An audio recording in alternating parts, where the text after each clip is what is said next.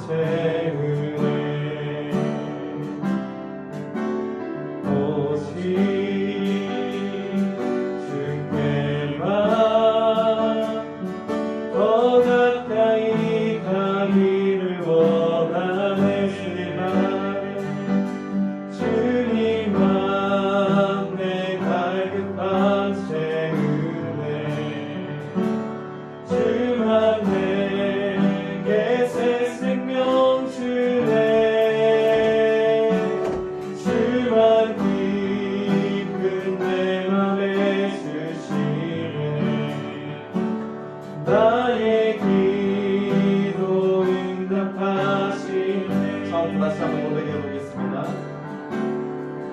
오직 주님만 나의 맘에 갈급한 채우네. 오직 주께만 더 가까이 가기를 원하지만 주님만 내 갈급함 채우네. 주만 내게 새 생명 주네. 주만 기쁨 내 맘에 주시네. 나의 기도 응답하시네. 마지막으로 주님만 내 갈급함 채우네. 주만 내게 새 생명 주네. 주만 기쁨 내 맘에 주시네. 나의 기도 응답하시네. 네, 우리 시간에 이 자리에 나온 이유가 하나님만이 우리의 갈급함 채우시고 생명 주시고 기쁨 주신다고 믿고 있기 때문에 나온 줄 믿습니다. 우리 시간에 하나님이 그렇게 우리의 소망됨을 찬양하며 기쁨으로 박수치며 나가시겠습니다. 그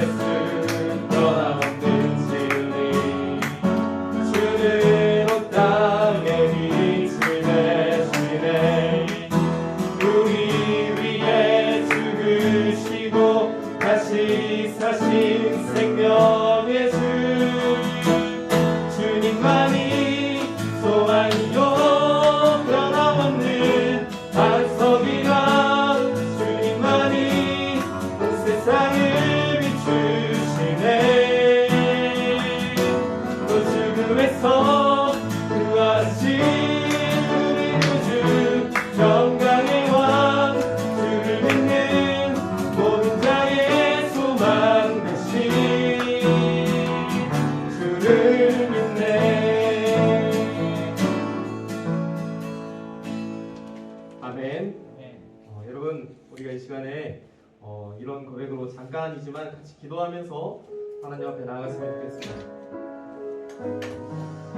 여러분은 어떤 마음으로 한 주간 또 보냈고 지난주에 말씀을 들은 그 메시지를 가지고서 한 주간 어떤 마음을 가지고 살았는지 한번 생각해 봤으면 좋겠어요.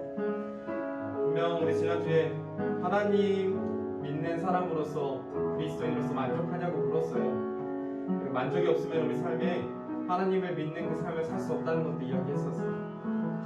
여러분 한 주간 정말 하나님 때문에 만족하셨는지, 그리고 이 자리에 나오면서 하나님 감사합니다, 하나님 때문에 만족해서 이 자리에 나왔습니다 라고 고백하고 있는지 잠깐이지만 다시 솔직하게 질문하면서 잠깐 기도하면서 나아가시겠습니다. 같이 기도하겠습니다. 하나님 아버지 감사합니다. 주의 삶을 허락하시고 인도하여 주시옵소서.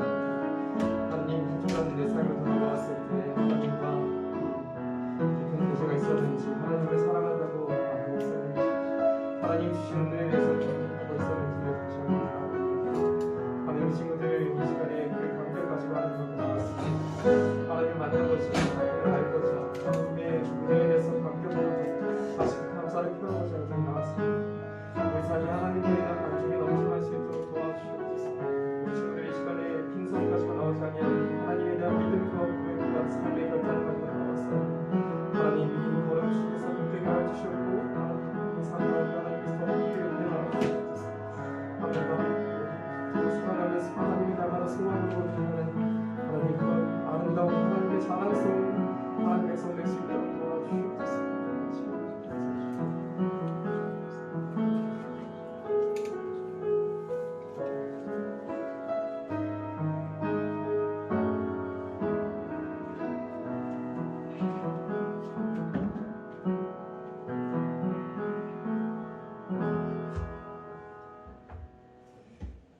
우리 이 시간에 하나님이 주신 말씀을 함께 나눠볼 텐데요.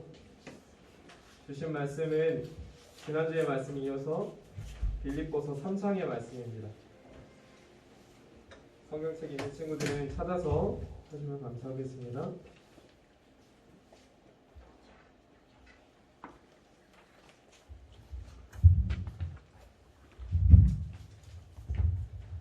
빌립보서 3장 4절에서 14절까지의 말씀인데요.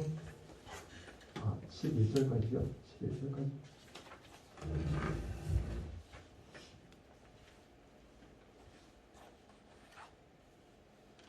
네, 4절에서 11절까지.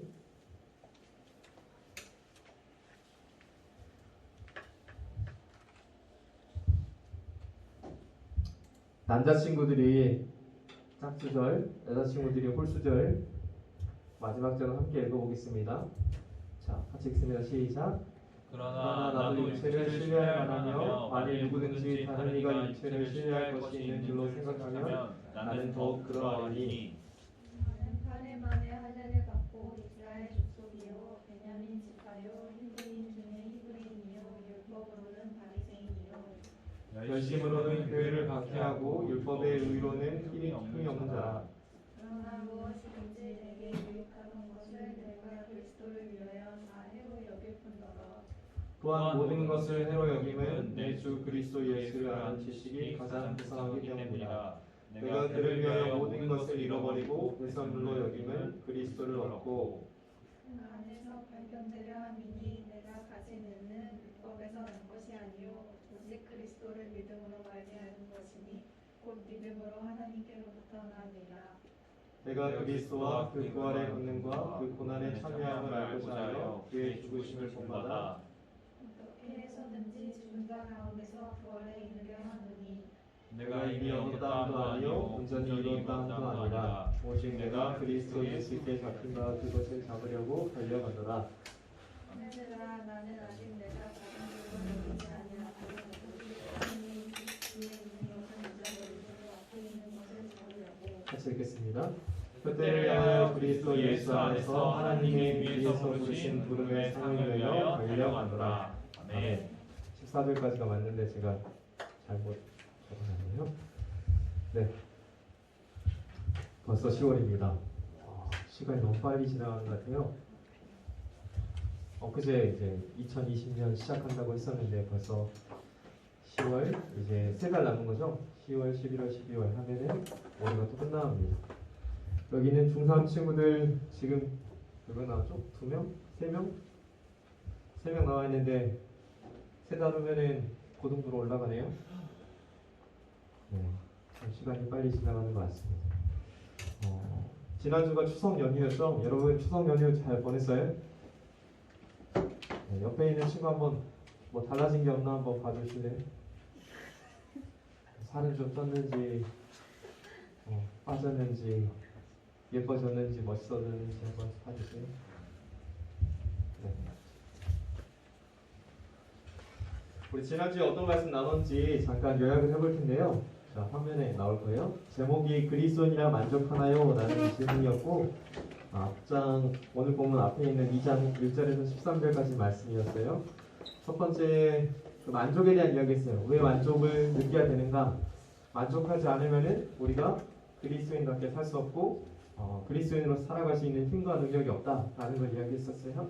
그래서 만족이 없이 그냥 교회 다닐 수는 있겠지만 만족이 없이 교회 다니다 보면은 교회 다녀야 하는 이유가 사라질 때, 예를 들어서 부모님이 더 이상 교회 가라고 말씀하지 않으실 때, 여러분이 이제 대학생이 되고 성인이 되었을 때 이유가 사라지니까 더 이상 교회 다닐 이유가 없어지는 거죠. 교회 다닐 삶을 유지할 수가 없는 거죠. 만족을 느끼는 게 참 중요하다라고 했어요. 넘겨봤을 때 이런 질문이 나와요. 이 말씀에 들어가는 것들. 사람들이 왜 그럼에도 불구하고 교회로 나가려고 하느냐? 무엇에 만족하느냐? 공통적으로 이런 것들이 있다라고 말씀드렸어요. 자, 그리스도 안에서 무슨 뭐가 있을까요? 혹시 기억나는 친구 있어요? 첫 번째가 아마 눌러보시면 권면이라는 단어가 나왔었어요. 예수님 믿으면은 그분에게는 뭔가 날마다 좀 새로운 것, 내가 놓치고 있던 것, 내가 잊어버리고 있던 것을 깨달을 수 있어. 라는 그런 만족이 있어요. 또 사랑의 무슨 위로가 얻었어요. 살다 보면 지치잖아요. 힘들고 어려울 때 있잖아요. 예수님의 이야기를 듣다 보면은 위로를 얻을 수 있다. 그 다음에 성령의 무슨 교제. 외롭다라고 느끼는 게 인생인데 거기에서 예수님이 우리와 함께 하시는 분, 임마누엘이라는 분을 경험하면서 우리가 위로를 또 교제를 얻어요. 그리고 긍휼, 나를 용서해 주시는구나.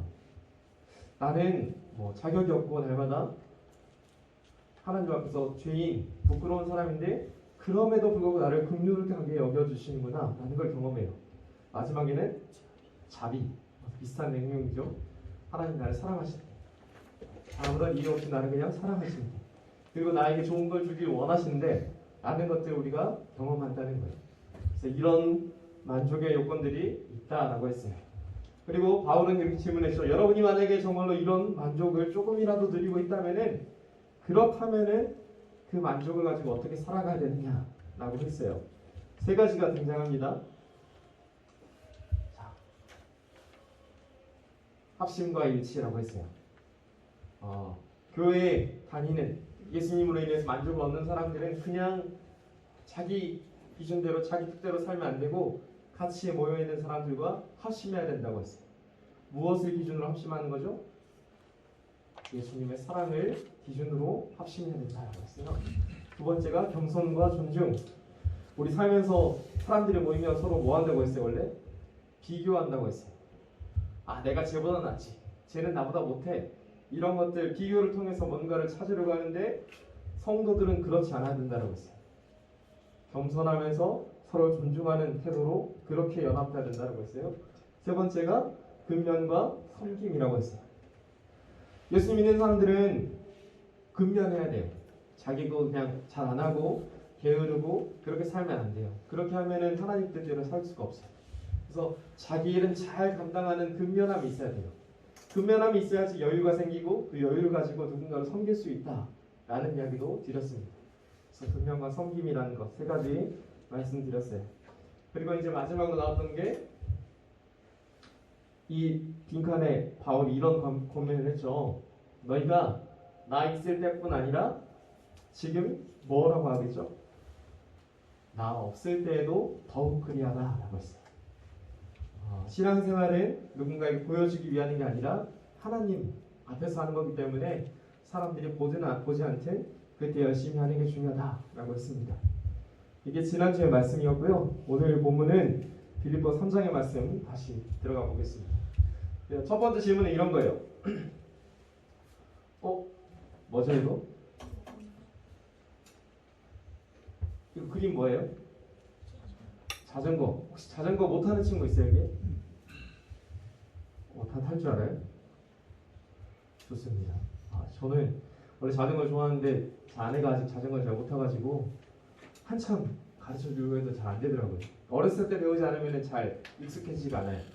여러분 처음부터 자전거 앉자마자 잘 타는 친구 있었어요? 한 번도 안 넘어졌다 그런 친구 있어요? 아니에요. 대부분 다 자전거를 시작하면 넘어져요. 왜 넘어질까요? 어려우니까. 자전거를 탄다는 게 생각보다 여러 가지의 복잡한 원리가 거기에 담겨 있대요. 원래 두 바퀴로 서 있잖아요, 자전거가. 근데 서 있는 게 당연하지가 않아요. 가만히 있으면 넘어져요. 중심을 잡는 게 힘들다는 거예요. 그런데 자전거는 신기하게 페달을 밟으면요, 앞으로 나아가는 힘이 있고 그러면서 넘어지지 않는 힘이 거기에 생긴대요. 추진력과 균형을 잡는 것과 여러 가지의 원리가 이 안에 담겨 있다고 해요. 여러분 자전거 처음에는 막 비틀거리면서 타다가 조금 더 익숙해지면 어떻게 돼요? 흔들리지 않고 잘 타요. 그러다가 어떻게 돼요? 여유가 생기면은 강의 자전거 어떻게 타요? 한 손으로 탈 수 있어요? 한 손으로 탈 수 있어요. 자전거 타다가 막 핸드폰 보고 물건 들고 타고 그래요. 심지어는 양손으로 탈 수도 있어요. 자전거 열심히 타다 보면은 그렇게 익숙해져요. 그러니까 사람은 뭔가를 배워서 거기에 더 익숙해지면은 다양한 것들을 할 수가 있어요. 몸에 감각이 생기기 때문에, 몸에 그게 익어지기 때문에 그래요. 여러분 우리는 살면서 다음 넘겨보실까요? 어렸을 때부터 살면서 여러 가지를 배워요. 밥 먹는 거 배우죠. 숟가락, 젓가락 쓰는 거 이런 거 다 배우죠. 우리나라 사람들 젓가락질 잘하죠. 우리나라 사람들 젓가락질 잘하기 때문에 손기술이 좋대요. 그래서 손에 있는 세밀한 그 신경들, 근육들을 잘 써가지고 특히 손으로 하는 걸 잘한다고 해요. 그래서 손을 통해서 숟가락, 젓가락이 다 배워요. 체득하죠. 그래서 살다 보면 이게 너무나 익숙하고 당연한 게 돼요. 그리고 저기에 여러분 이제 처음에 아이들 태어났을 때 그런 거 조금씩 학교 다니면서 뭐 배워요? 펜 잡는 것도 배우고 글씨 쓰는 것도 배우고 그렇죠? 그리고 살아가면서 여러분 다 언어 배우죠. 처음에는 한글만 배우다가 그 다음 어떻게 돼요? 영어도 배우고 심지어 중국어, 일본어, 독일어 다양한 것들을 학교에서 배우게 돼요. 또 스마트폰, 여러분 스마트폰만 있으면 여러분 별걸 다 하잖아요. 그죠? 유튜브도 보고 게임도 하고 인터넷 서핑도 하고 지식도 찾고 정보도 얻고 그렇죠? 내비게이션도 할 수 있고 여러 가지 등등 만능의 여러 가지 기능들이 있는데 이거 다루는 기술을 우리가 배운다는 거예요. 여러분 우리는 몸을 통해서 살아가면서 매일 뭔가를 배워요. 그리고 그 기술과 방법들을 우리가 몸에 체득하고 있어요. 그러니까 몸이라는 것은 생각보다 많은 것들을 계속 얻어감을 통해서 배워감을 통해서 다양해지고 또 그 안에서 새로운 기능들을 습득한다는 걸 알 수가 있어요. 그래서 아까도 제가 처음에 이런 질문했어요. 여러분 자전거 탈 줄 알아요? 라고 했을 때 여러분 타본 경험이 있기 때문에 난 탈 수 있어요? 라고 답변하죠. 뭐 할 수 있어요? 나는 할 수 있고 경험이 있으니까 그걸 할 수 있다라고 답변할 수가 있어요. 몸을 우리가 그렇게 쓰고 있다는 거예요. 그런데 바울이 이런 질문을 했어요. 자, 이어지는 말씀 볼까요? 자, 같이 읽어보겠습니다. 좀 길지만 시작. 그러나 나도 육체를 신뢰할 만하며 만일 누구든지 다른 이가 육체를 신뢰할 것이 있는 줄로 생각하면 나는 더욱 그러하리니 나는 8일 만에 할례를 받고 이스라엘 족속이요 베냐민 지파요 히브리인 중에 히브리인이요 율법으로는 바리새인이요 열심으로는 교회를 박해하고 율법의 의로는 흠이 없는 자라. 바울이 지금 육체에 대한 이야기를 했어요. 내가 육체를 갖고 있는데 육체에 경험이 많다라는 것을 이야기해요. 자랑할 만큼의 여러 가지의 기능과 배운 것들, 지식과 정보들, 또 알고 있는 것들 많다라고 이야기해요. 여기에 이제 바울이 갖고 있는 자기 재능이라는 것도 이야기에 드러나지만 거기에 더해서 바울이 갖고 있는 신분적인 배경들도 등장을 해요. 전에도 제가 언급한 적이 있을 거예요. 바울은 엄친아라고 했어요. 대단한 사람, 대단한 배경을 갖고 있는 사람이라고 했어요. 자, 넘겨보면 이런 말이 나올 거예요. 직업엔 귀천이 없다. 무슨 말인지 알아요? 우지야, 무슨 뜻이에요? 귀하고 천함이 없다. 모든 직업은 다 동등하다. 다 가치가 있다라는 이야기였어요. 그런데 한번 볼까요? 첫 번째, 제빵사 같아요. 그 다음에 경찰, 간호사, 조리사, 의사, 이용사, 채소 장수. 이거 뭐 하는 사람일까요? 유치원 교사. 제가 봤을 때 유치원 교사. 공사장에서 일하시는 분, 플로어리스트, 영업사원, 은행원, 그런 것 같아요. 가수인가? 그럴 수 있겠네요. 자, 여러분 여기에서 어떤 직업을 원하세요? 할 수만 있다면?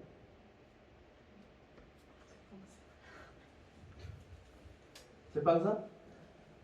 빵을 좋아해요 원래? 그래요? 이 중에서 가장 존경받는 직업은 뭘까요? 사회적으로? 의사. 네. 그러면 이 중에서 가장 대접을 받지 못하는 직업은 뭘까요?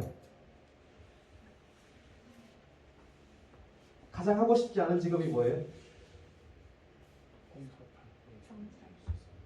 공사장? 경찰도 하기 싫어요? 요즘에 여러분 조금 더 나이가 들어가지고 대학교 다니고 취업을 하려고 그렇게 할 때 보면은요, 대부분 다 사자가 붙은 거에 도전하려고 해요.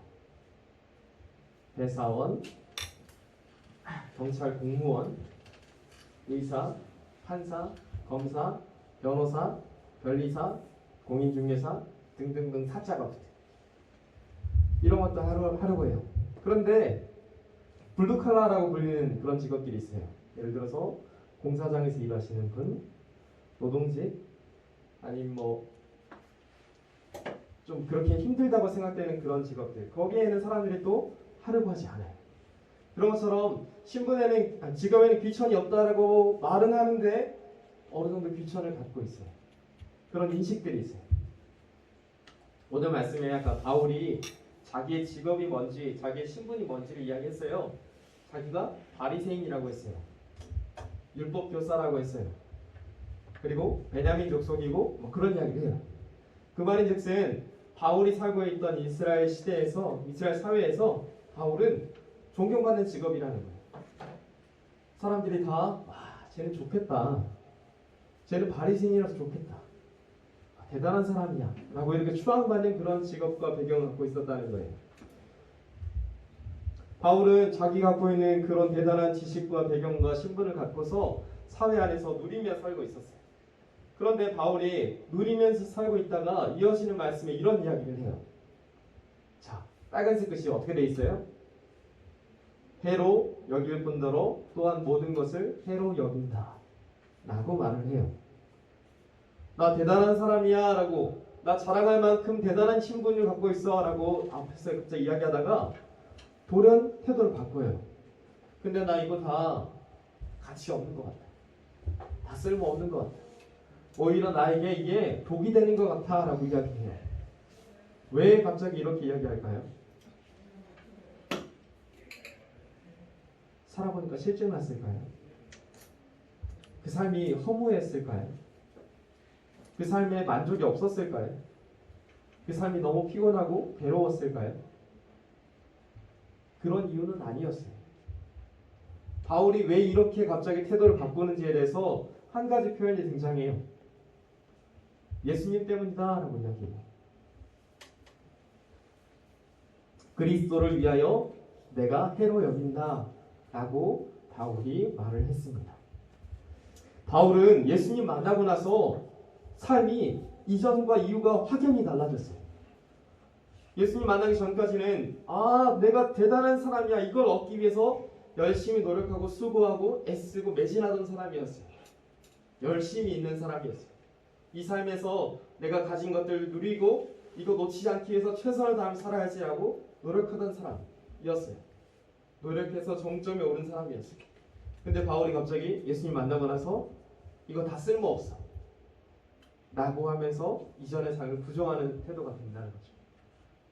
그러니까 바울은 예수님 만나고 나서 삶이 바뀌었다는 거예요. 여러분은 삶에서 이전과 이유가 확 달라진 그런 누군가의 만남이 있었어요? 성경을 보면은 어떤 사람들이 살다가 누군가 딱 한 번의 만남을 통해서 그 삶의 방향과 목표가 완전 달라진 경우들이 있어요. 이런 사람들이 등장할 거예요. 첫 번째 누굴까요? 이거 보고 맞추면은 여러분이 감이 엄청 좋겠지만 이 사람은 아브라함이에요. 아브라함은 어떻게 달라졌을까요? 창세기 보면 아브라함은 그냥 평범한 사람이었어요. 평범한 사람이었는데 그 사람이 어느 날 하나님께서 등장하셔가지고 내가 너에게 복을 줄 테니까 너 이제부터 너의 고향과 친척과 아버지의 집을 떠나서 내가 내게 보여줄 땅으로 가라 라고 하셨어요. 그 한마디 듣고서 아브라함이 집을 다 정리하고 떠났어요. 그리고 원래는 아브라함이었는데 하나님과의 동행 가운데 아브라함이라는 이름을 얻게 되었고 그의 이름의 별칭이 이렇게 됐어요. 열방의 아버지라고 바뀌어졌어요. 믿음의 조상으로 바뀌어졌어요. 옆에 있는 사람 누굴까요? 힌트는 예수님 제자 중에 한 명이에요. 감이 좋아요. 베드로예요. 베드로는 원래 뭐 하는 사람이었죠? 어부였어요. 당시 어부는 좋은 직업이 아니었어요. 천민이었고 인정받지 못하던 직업이었어요. 배운 게 없으니까 할 게 없으니까 어부로 살아가야 되는 그런 싫은 삶이었어요. 근데 베드로에게 갑자기 어느 날 예수님이 다가오셨죠. 예수님 뭐라고 하셨어요? 나를 따라오라. 내가 너를 사람을 낚는 어부로 만들겠다 라고 하셨어요. 그 말씀 한마디에 베드로가 어떻게 했어요? 자기의 배와 그물과 가족을 두고 예수님 따라갔어요. 그리고 와서 어떻게 됐어요? 예수님의 첫 번째 제자가 됐어요. 첫 번째 사도가 됐어요. 완전 달라졌죠. 오늘 말씀에 이야기하고 있는 바울도 마찬가지였어요. 원래 이전에는 예수님을 믿는 사람들을 박해하고 잡아 죽이려고 하는 열정적인 사람이었다면 다메섹 도상에서 예수님 만나고 나서 완전 바뀌었죠. 오히려 예수님 믿으라고 권면하는 사람, 오히려 예수님을 믿으라고 헌신하는 사람, 그런 사람으로 바뀌었다는 거예요. 왜 이렇게 바뀌었느냐? 이 한 번의 만남을 통해서 이전에는 알지 못하던 뭔가를 깨달았기 때문이에요. 이전에 알지 못했던 가치를 그들이 발견했기 때문이에요. 살아가면서 사람들은 이렇게 누군가 만나고 변화를 선택하곤 합니다. 그리고 지금 이 자리에 있는 여러분도 이미 그런 누군가의 만남과 변화 때문에 이 자리에 있어요. 누군지 알아요? 여러분의 부모님이에요. 여러분의 부모님들은 어떻게 만나고 변화됐을까요? 원래 한 사람이 남자고 한 사람이 여자였어요. 그 두 사람이 어떻게 되죠? 만나서 결혼이라는 걸 해요. 결혼은 완전 다른 이야기. 누군가 사귀고 만나는 것과 결혼은 전혀 다른 차원의 이야기예요. 결혼하면은요, 헌신해야 돼요. 상대방에게 자기 삶을 전부 걸어야 돼요. 그런 약속과 동의 가운데 이루어지는 게 바로 결혼이에요. 근데 여러분의 부모님들이 다 그렇게 하시는 거예요.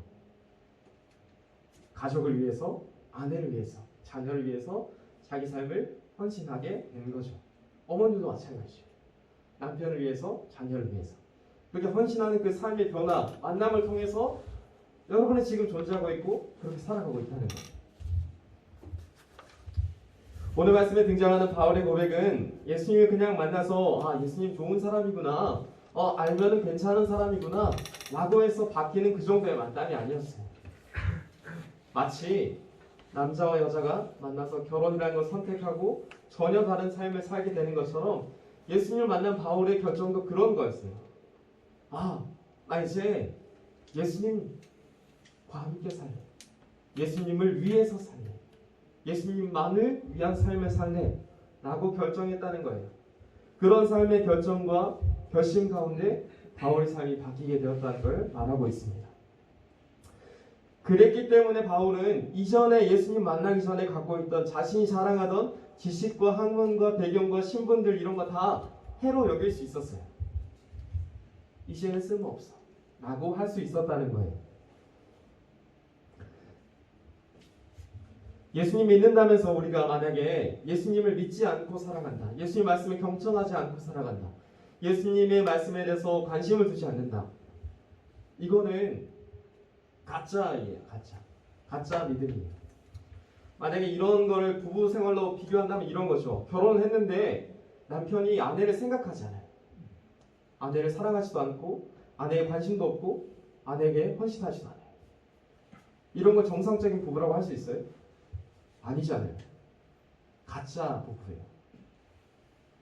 마찬가지예요. 우리가 그리스도인 된다는 것은, 우리가 예수님을 따르기로 결정하는 그리스도인 된다는 것은 그런 결심을 바래요. 내가 이제는 예수님만 따라갈래. 예수님을 내 삶의 동반자로 결정하고 살아갈래. 이런 결심이라는 거죠. 그렇기 때문에 바울은 예수님을 위한 삶에 대해서 자신이 이렇게 살려고 한다라는 표현들을 이어지는 말씀에 이렇게 표현했어요. 좀 길어요. 9절부터 14절까지인데 우리 천천히 한번 읽어보겠습니다. 시작. 내가 가진 일은 율법에서 난 것이 아니요 오직 그리스도를 믿음으로 말미암은 것이니 곧 믿음으로 하나님께로부터 난 의라. 내가 그리스도와 그 구원의 권능과 그 고난에 참여함을 알고자 하여 그의 죽으심을 본받아 어떻게 해서든지 죽은 자 가운데서 부활에 이르려 하노니 내가 이미 얻었다 함도 아니요 온전히 이뤘다 함도 아니라 오직 내가 그리스도 예수께 잡힌 바 된 그것을 잡려고 달려가노라. 형제들아, 나는 아직 내가 잡은 줄로 여기지 아니하고 오직 한 일, 즉 뒤에 있는 것은 잊어버리고 앞에 있는 것을 잡으려고 표대를 향하여 그리스도 예수 안에서 하나님이 위에서 부르신 부름의 상을 위하여 달려가노라. 아멘. 길죠? 이 말씀에서 바울이 자신이 예수님 위해서 사는 삶에 대해서 한 가지의 표현을 가지고 이야기했어요. 뭐죠? 동사로 달리다라고 했어요. 달려간다라고 했어요. 여러분 살면서 달리기 자주 해요? 아직은 여러분 학생 시절이니까 학교 체육 수업 시간 때 달리기 같은 거 하지 않나요? 지금은 코로나 때문에 잘 안 하긴 하겠네요. 근데 이렇게 막 학교에서 수행평가가 있어가지고 달리기 해야 된다 이런 거 경우 제외하고 나서 여러분 스스로 달리고 싶어서 달리는 경우 어떤 경우일까요? 그런 적 있어요? 좀 뛰고 싶어. 극소수예요. 그런 경우가 없어요? 여러분 어렸을 때 한번 상상해 보시겠어요? 갓난아기들이 언제 달리기를 할까요? 걷다가 조금씩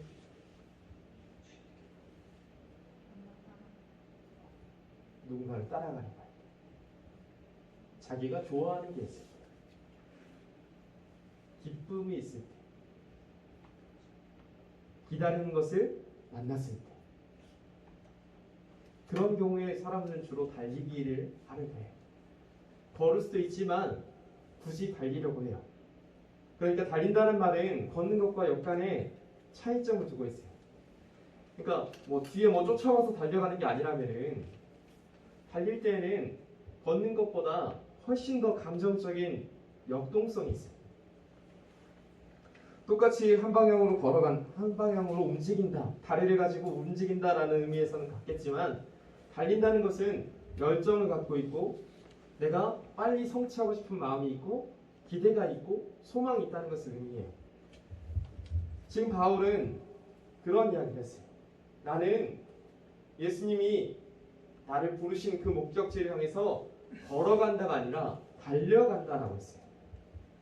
왜요? 예수님이 주신 것에 대한 기대가 있다는 거예요.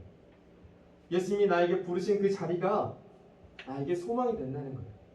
이 삶에서 더 열심히 하고 싶은 마음이 있다는 거예요. 더 잘하고 싶은 마음이 있다는 거예요. 예수님 주신 게 나에게 가장 기다리고 고대하던 바라던 그것이니까 라고 그렇게 믿고 있는 거예요. 여러분들이가 예수님 따라간다면은 바울처럼 이런 달려고자 하는 마음이 있었으면 좋겠어요. 열정이 있고 희망하는 게 있고 소망이 있고. 그냥 교회 나간다는 게 또 주일이야. 가기 싫다. 근데 엄마가 등 떠미니까 겨우 나오는 그런 예배가 아니라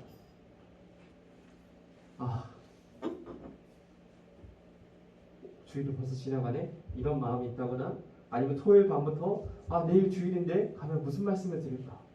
이런 기대가 있다. 한 주간 이 말씀 가지고 내가 어떻게 살 수 있을까? 이렇게 적용해 보면 될까? 이렇게 해보면 될까? 이렇게 하면 하나님이 더 기뻐하실까? 이런 기대가 있다. 적극적인 신앙의 모습을 조금씩 가졌으면 좋겠어요. 누군가 시켜서 교회 다니는, 누군가 시켜서 예배를 드리고, 누군가 시켜서 말씀을 찾고, 누군가 시켜서 마지못한 그리스도를 살아가는 게 아니라 이런 바울의 신앙을 우리가 같이 닮았으면 좋겠어요. 우리 중동보다 그렇게 살았으면 좋겠습니다. 네. 마지막으로 한 가지 질문만 드려볼게요. 여러분 아까 전에 바울이 그리스 살아가는 삶에 대해서 결혼과 같다라고 했어요. 여러분 아까도 제가 말씀드렸지만 결혼하는 것과 연애하는 것은 다른 이야기라고 했어요. 여러분들 이제 살다 보면은 누군가를 만나고 좋아하기도 하고 연애를 할 수도 있고 사귈 수 있을 거예요. 근데 사람들은 왜 연애보다는 결혼을 하려고 할까요? 언제 결혼을 해야겠다라고 결심하고 생각하게 될까요? 오래 만났을 때? 오래 만나서 그냥 마지못해 이제 어쩔 수 없구나, 이제 싫지만 하자 이랬을까요? 좋으니까. 좋으니까가 첫 번째일 거예요. 또 뭐 있을까요? 상상을 한번 해봐요. 여러분의 부모님들은 서로 왜 만났을까요? 왜 그렇게 결혼을 선택했을까요?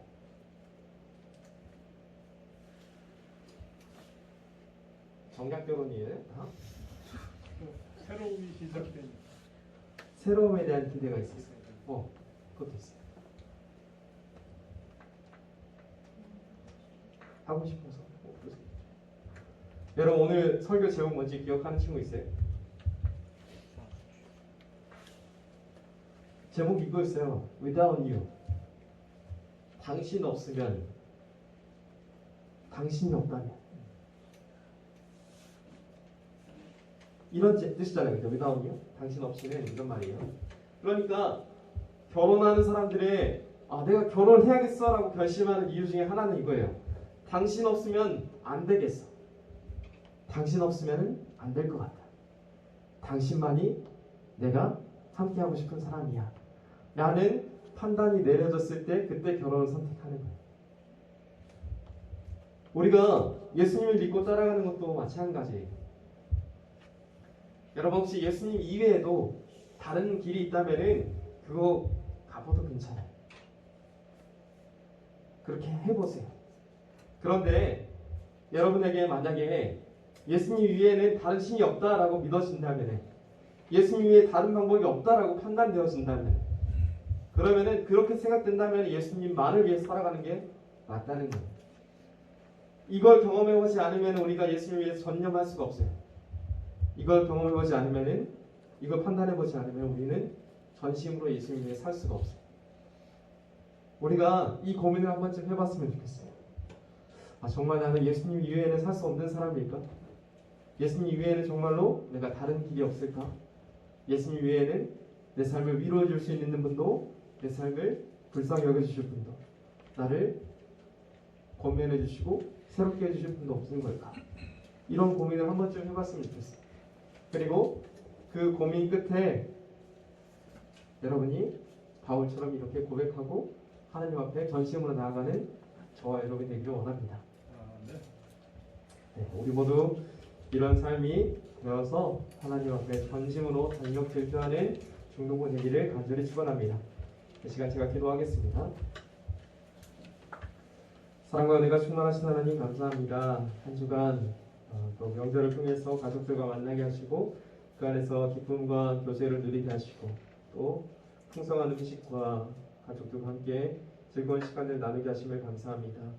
하나님, 하지만 우리가 이 시간에 주님 앞에 나왔습니다. 하나님께서 우리 삶의 유일한 만족 되시며 우리의 소망 되시고 우리의 힘과 능력 되심을 고백하기에 다른 것에 있지 아니하고 하나님 앞으로 나왔습니다.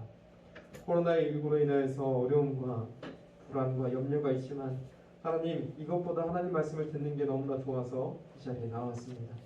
우리 친구들 이런 마음과 결단 가운데 선택 가운데 하나님 앞에 나왔사오니 하나님 기쁘게 받아주시고 하나님을 닮아갈 수 있도록 또 바울처럼 하나님을 향해서 전심으로 달리기 하며 쫓아갈 수 있도록 도와주시옵소서. 하나님, 이 자리에 나오지 못한 많은 친구들도 기억하여 주시고 그 자리에서도 하나님을 알고 경험하며 그렇게 하나님을 쫓아갈 수 있도록 도와주시옵소서. 사랑이 많으신 우리 주 예수 그리스도의 이름으로 기도합니다. 아멘. 이 시간 내 한 가지 소원이라는 찬양으로 찬양하면서 준비하신 예물 하나님께 드리겠습니다.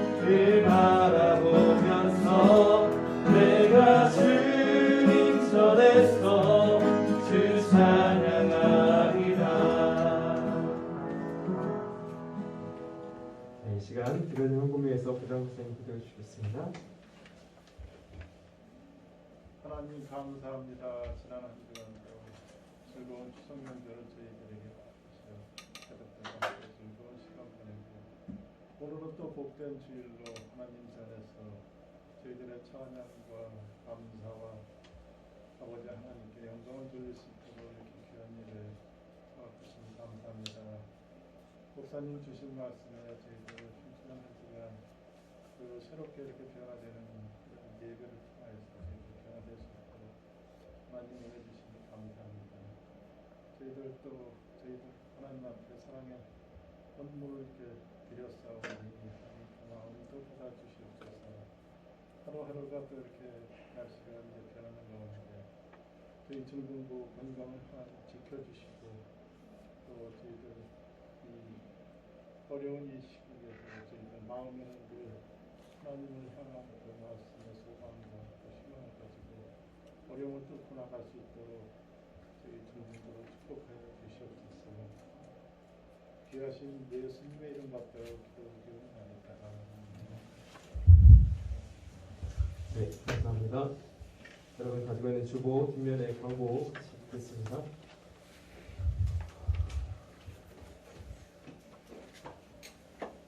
네, 1번은 뭐 다 잘하고 있는 거라서 굳이 이 자리에 다 마스크 잘 끼고 있고요. 손 잘 씻을 거고 인사는 뭐 목례하는 것도 알고 있을 거고 이제 마지막 건 좀 안 되는 것 같아요. 그래도 마음은 가깝게 하라고 했는데 네, 제가 지난주에 분명히 그 광고 시간에 그렇게 했어요. 선생님들한테 추석 인사라도 좀 보내주세요 라고 했는데 제가 받은 사람이 딱 한 명 있어요. 저한테 추석 잘 보냈어요 라고 보낸 사람이 딱 한 명 있어요. 강의만 보냈어요. 강의. 회장님만. 여러분 대표로 회장님 시킨 거 아니잖아요. 그렇죠?